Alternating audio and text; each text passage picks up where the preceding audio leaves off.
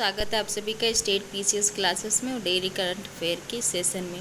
तो आज हम डिस्कस करने वाले हैं 24 मई 2025 के इम्पोर्टेंट करंट अफेयर के एमसीक्यू फॉर्म क्वेश्चंस को।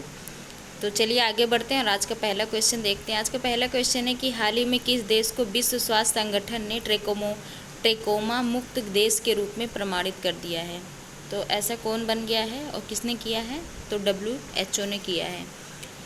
तो अमेरिका बना है, चीन बना है, जापान बना है कि भारत बना है? तो भारत जो है ट्रेकोमा मुक्त कंट्री बन चुका है। तो इसका राइट आंसर डी हो जाएगा। तो हम देखते हैं भारत के इम्पोर्टेंट कुछ फैक्ट्स को। तो देखते हैं भारत में अभी तो 2011 की जनगणना के अनुसार तो सेकेंड स्थान पर है ही जनसंख्या में, लेकिन वैसे देखा जाए तो यूएन की रिपोर्ट के हिसाब से तो ये भारत पहला जनसंख्या में पहले फर्स्ट पे आ गया है। किसमें? जनसंख्या में। जनसंख्या सबसे ज़्यादा कहाँ की हो गई है? चाइना को पीछे छोड़ के हम लोग भारत पहले नंबर पे आ गया है। और भारत की राजधानी क्या है? तो सबको पता है, नई दिल्ली। नई दिल्ली राजधानी है। और कितने राज्य, कितने केंद्र शासित प्रदेश हैं भारत में? तो 28 राज्य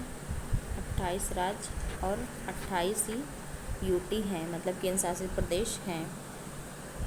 और कर्क रेखा भारत को बीचों बीच से दो भागों में विभाजित करती है। कौन सी रेखा? कर्क रेखा, जो कि कई राज्यों से होकर के जाती है। और कर्क रेखा कितने डिग्री से गुजरती है? 23.5 डिग्री गुजरती है, ये भी याद रखिएगा।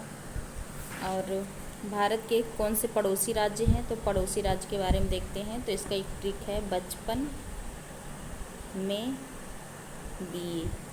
में बीए। इसका हो गया बांग्लादेश सबसे ज़्यादा करता है, फिर चाइना करता है, फिर पाकिस्तान करता है, फिर नेपाल करता है, फिर म्यांमार करता है, फिर भूटान करता है, फिर सबसे कम जो है अफ़गानिस्तान के साथ में हमारी सीमा लगती है स्थलीय। उसके बाद श्रीलंका भी हमारा जो है पड़ोसी राज्य, लेकिन इसकी जलीय सीमा से लगते हैं। और किस जल संधि के द्वारा श्रीलंका भारत से अलग है? तो पाक जल संधि के द्वारा भारत से अलग है, ये भी याद रखिएगा।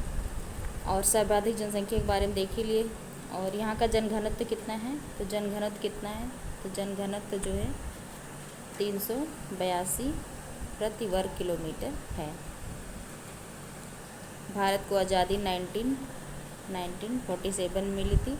और यहाँ पे संविधान कब लागू हुआ था? तो संविधान 1949 में लागू हो गया था और पूर्णतः जो है 1950 में लागू हुआ था।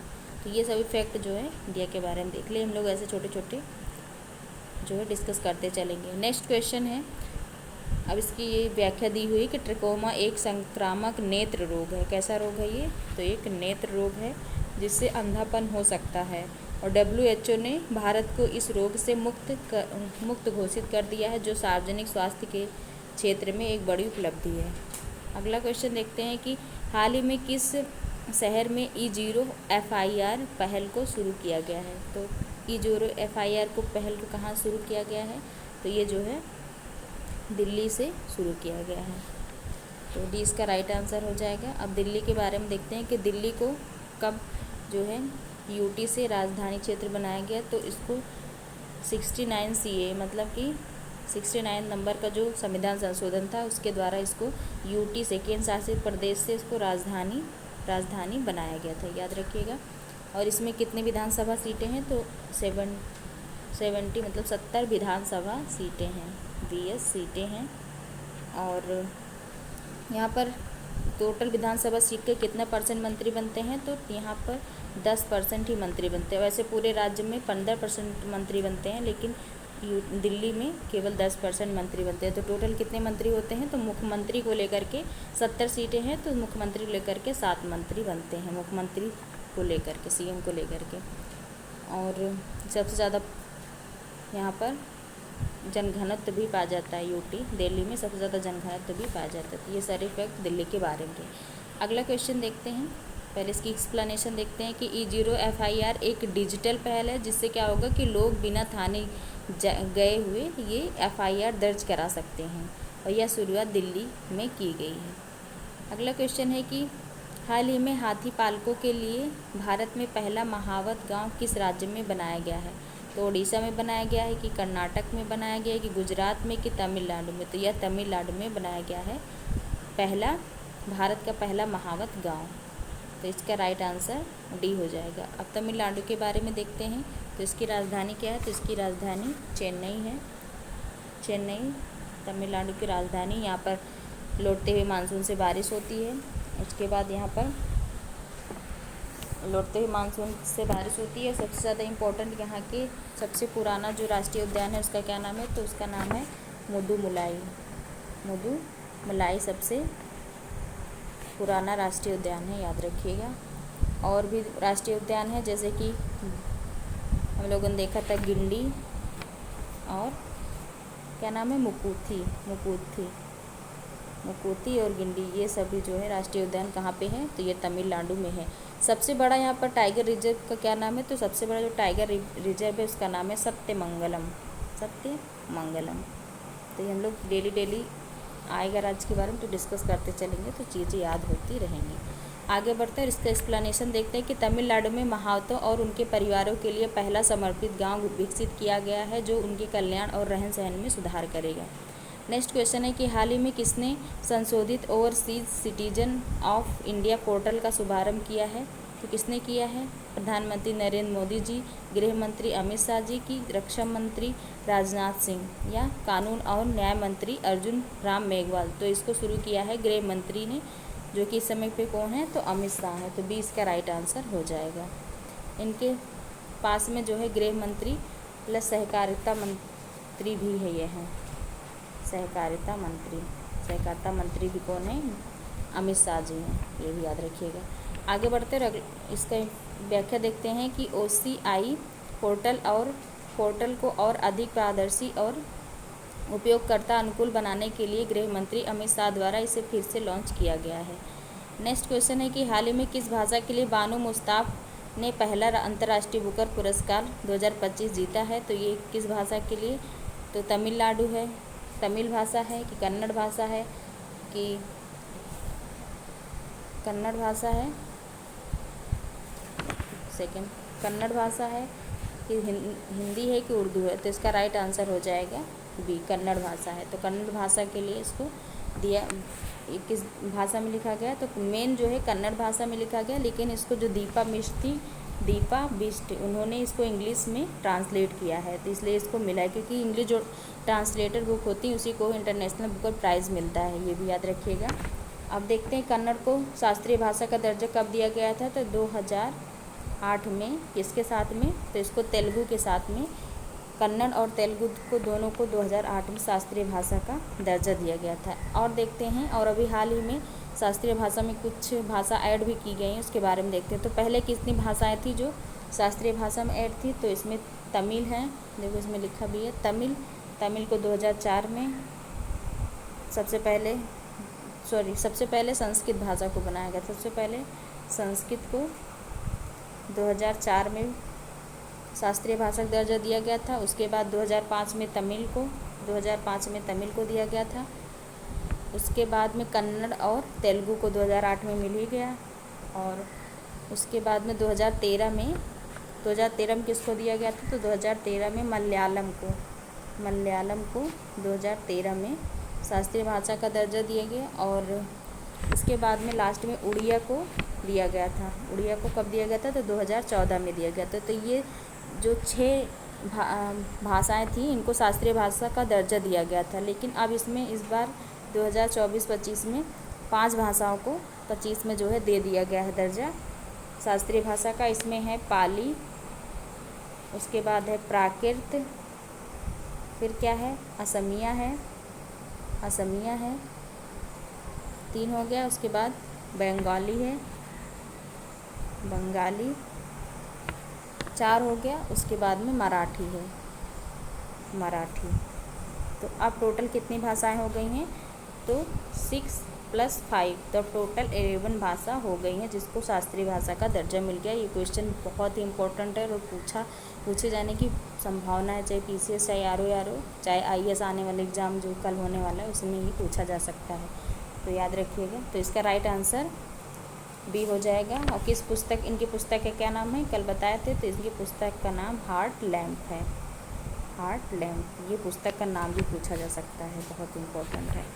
आगे बढ़ते हैं, एक्सप्लेनेशन देखते हैं कि बानू मुश्ताक को कन्नड़ भाषा में उनकी उत्कृष्ट कृति के लिए पहला अंतर्राष्ट्रीय बुकर पुरस्कार 2025 से सम्मानित किया गया है। नेक्स्ट क्वेश्चन है कि प्रतिवर्ष किस तारीख को विश्व कछुआ दिवस मनाया जाता है, तो ये 22 मई को मनाया जाता है, 23 मई को, कि 24 मई को, कि 25 मई को, तो ये जो है 23 मई को मनाया जाता है, वर्ल्ड टर्टल डे।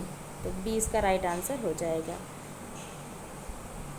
आगे बढ़ते हैं और इसका एक्सप्लेनेशन देखते हैं कि विश्व कछुआ दिवस 23 मई को कछुओं की प्रजातियों के संरक्षण और उनके महत्व के प्रति जागरूकता फैलाने के लिए मनाया जाता है। नेक्स्ट क्वेश्चन है कि हाल ही में किस देश के राष्ट्रपति ने 175 बिलियन डॉलर की गोल्डन डोम मिसाइल का अनावरण किया है, तो किसने किया है, चाइना ने किया है, भारत ने किया है, अमेरिका ने किया है, कि श्रीलंका ने किया है।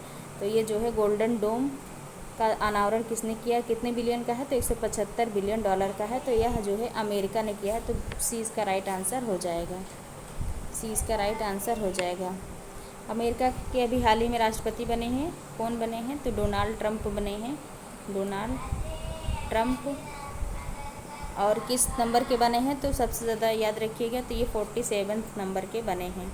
और साथ ही में यहाँ पर उपराष्ट्रपति कौन है, तो उपराष्ट्रपति JD वेंस हैं, ये भी याद रखिएगा। अमेरिका को किसने खोजा था, तो अमेरिका को 1492 में, जो कि भारत की खोज करने निकले थे, क्या नाम था, कोलंबस। उन्होंने अमेरिका की खोज की थी 1492 में। और यहाँ पर भारत और अमेरिका के साथ में कौन सा अभ्यास होता है, तो बहुत सारे तरंग शक्ति वगैरह जो अभ्यास हैं, उस तरंग शक्ति नहीं, सॉरी, टाइगर ट्रम्प है, टाइगर ट्रम्प से याद कर सकते हैं। टाइगर ट्रम्प जो अभ्यास होता है वो भारत और अमेरिका के साथ होता है, ये भी याद रखिएगा। आगे बढ़ते हैं और इसका एक्सप्लेनेशन देखते हैं कि अमेरिका ने रक्षा क्षेत्र में बड़ी तकनीकी उपलब्धि हासिल करते हुए गोल्डन डोम मिसाइल का अनावरण किया है, जिसकी लागत 175 बिलियन डॉलर है। नेक्स्ट क्वेश्चन है कि हाल ही में कहाँ 24वीं हिंद महासागर रिम एसोसिएशन की मंत्रि परिषद की बैठक आयोजित की गई है, तो इसका राइट आंसर हो जाएगा, श्रीलंका में की गई है, तो ये इसका राइट आंसर हो जाएगा। श्रीलंका की राजधानी क्या है, तो यहाँ की राजधानी श्री जयवर्धनपुरम कोट्टे इसकी राजधानी है, याद रखिएगा। ये जो है भारत का जलीय, या बोलते, ये भारत का पड़ोसी राज्य भी है। और उसके बाद में भारत और श्रीलंका और मालदीव के बीच में एक अभ्यास होता है, उसका क्या नाम है, तो उसका नाम है दोस्ती अभ्यास। दोस्ती अभ्यास किसके मध्य होता है, तो वो श्रीलंका प्लस मालदीव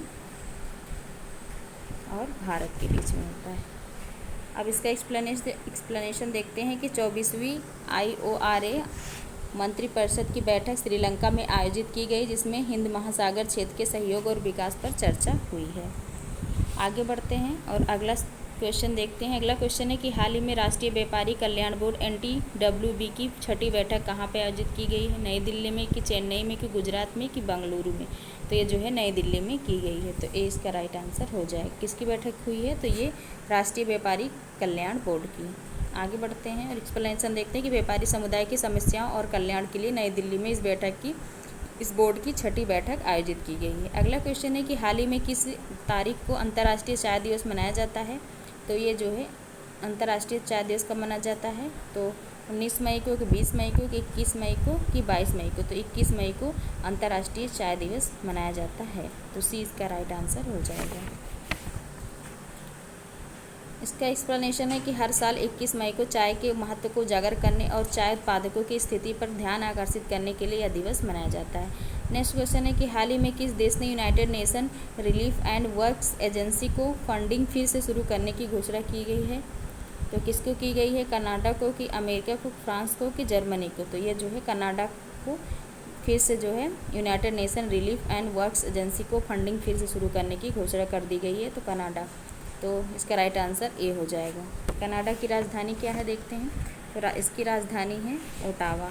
कनाडा की राजधानी क्या है, तो कनाडा की राजधानी ओटावा है।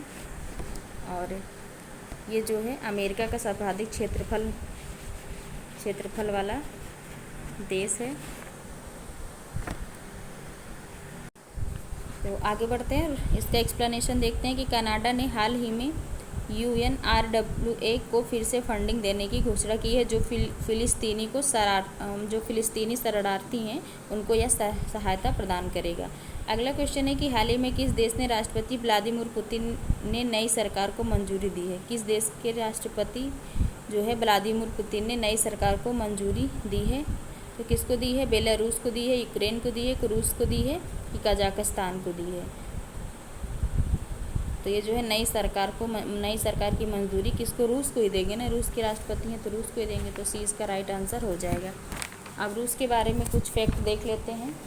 तो रूस की राजधानी क्या है? तो रूस की राजधानी मॉस्को है। रूस की राजधानी क्या है? राजधानी मॉस्को है। और यहाँ के राष्ट्रपति तो पता ही चल गया, व्लादिमीर पुतिन है। और यहाँ पे सबसे लंबी नदी कौन सी बहती है? तो वोल्गा नदी है। वोल्गा नदी जो कि रूस की है सबसे लंबी नदी है।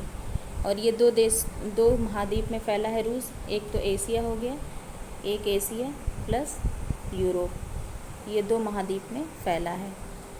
और यहाँ पर सबसे गहरी झील पाई जाती है, इसका क्या नाम है? तो बेकाल झील सबसे गहरी झील है। सबसे गहरी झील मीठे पानी की झील है।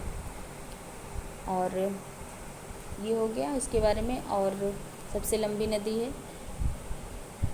भारत को S-400 किसने दिया था? जो अभी हम लोगों ने पाकिस्तान के जो आतंकी ठिकाने थे या फिर जो उन्होंने ड्रोन भेजा था उसको नस्ते-नाबूद किया था, हमने इसी से नस्ते-नाबूद किया था, S-400 से। तो ये कहाँ की है मिसाइल? तो ये रूस की है, जो कि रूस ने भारत को दिया था। तो व्लादिमीर पुतिन ने रूस की नई सरकार को मंजूरी दी है, जिसमें कुछ नए मंत्रियों को नियुक्ति किया गया है।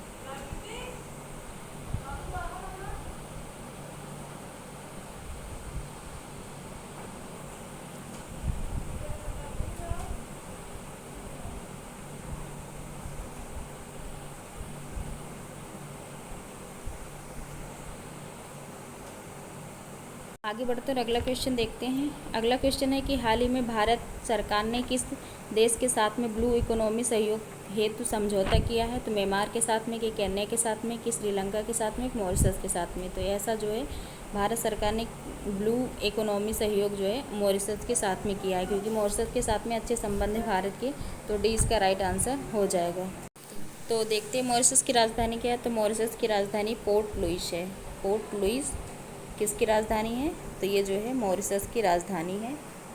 और ये एक द्वीपीय देश है, ये भी याद रखिएगा। और यहाँ पर सबसे ज़्यादा इंडियंस रहते हैं। और एक साल मतलब यहाँ पर किसी साल में भोजपुरी भाषा को ऑफिशियल लैंग्वेज घोषित किया गया था, ये भी याद रखिएगा।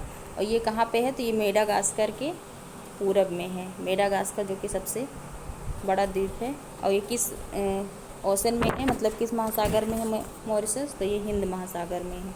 ये भी याद रखिए, हिंद महासागर में स्थित है, द्वीपीय देश है। अब इसका एक्सप्लेनेशन देखते हैं कि भारत और मॉरिशस ने समुद्री संसाधनों के टिकाऊ उपयोग हेतु ब्लू इकोनॉमी में सहयोग के लिए समझौता किया है। नेक्स्ट क्वेश्चन है कि हाल ही में किस राज्य के मुख्यमंत्री ने अन्नपूर्णा फूड पैकेट योजना की शुरुआत की है? गुजरात ने की है, कि उत्तर प्रदेश ने, कि राजस्थान ने, कि मध्य प्रदेश ने? तो ऐसा जो है राजस्थान ने किया है। तो सी इसका राइट आंसर हो जाएगा। राजस्थान के बारे में देखते हैं। तो राजस्थान की राजधानी क्या है? तो इसकी राजधानी जयपुर है। इसकी राजधानी जयपुर है। और ये जो है राजधानी जयपुर है। भारत का सबसे ज़्यादा क्षेत्रफल वाला राज्य भी है, ये सबसे ज़्यादा क्षेत्रफल भी है। और यहाँ पर थार रेगिस्तान पाया जाता है, थार रेगिस्तान है। और यहाँ पर कौन कौन सी इंपॉर्टेंट झीलें जो देखते हैं, तो सांभर झील है, खारे पानी की झील। उसके बाद जो है पिछोला झील इम्पोर्टेंट है। और साथ में सांभर झील हो गया, पिछोला हो गया। और यहाँ पर कुछ राष्ट्रीय उद्यान है, जैसे कि रणथंभौर है, रणथंभौर। उसके साथ में सरिस्का बहुत इम्पोर्टेंट है, सरिस्का है, पूछ लिया जाता है सरिस्का राष्ट्रीय उद्यान कहाँ पे है? तो यहीं पे है। और मुकुंदरा राष्ट्रीय उद्यान। और साथ ही में यहाँ पर चूरू जो ज़िला है, ये यहाँ पर सबसे ज़्यादा तापमान जो है रिकॉर्ड किया जाता है। तो ये सभी जो है राजस्थान के बारे में रहे।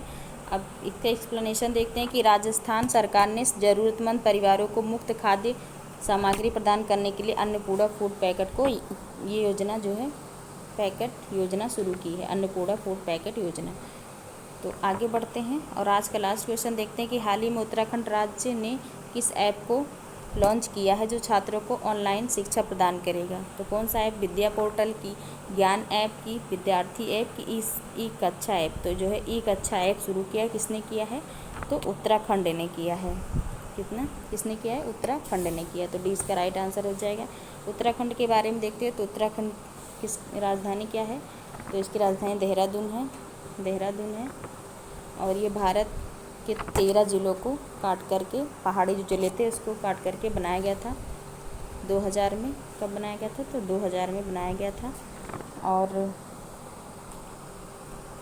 उत्तराखंड जो है यूसीसी पर बिल लाने वाला पहला राज्य है, यूसीसी पर बिल लाने वाला पहला राज्य बना है। और ये जो है अभी हाल ही में ये अपना जो यूसीसी बिल था, अपना यूसीसी बिल को स्टार्ट कर चुका है। तो ये जो है उत्तराखंड के बारे में रहा। तो इसका एक्सप्लेनेशन देखते हैं कि उत्तराखंड सरकार ने ई कक्षा नामक ऐप लॉन्च किया है जिससे सरकारी स्कूलों के छात्र ऑनलाइन पढ़ाई कर सकेंगे। तो आज का day of the question of the day है। आप लोग आंसर नहीं देते हैं तो हम लोग अब आंसर दे दिया करेंगे। तो कौन सा अम्ल नींबू में पाया जाता है, तो कौन सा पाया जाता है, एसिटिक पाया जाता है कि साइट्रिक पाया जाता है कि हाइड्रोक्लोरिक अम्ल पाया जाता है कि लैक्टिक अम्ल पाया जाता है। तो इसमें जो है नींबू में कौन सा अम्ल पाया जाता है, तो इसमें साइट्रिक अम्ल पाया जाता है। तो 20 का राइट आंसर हो जाएगा।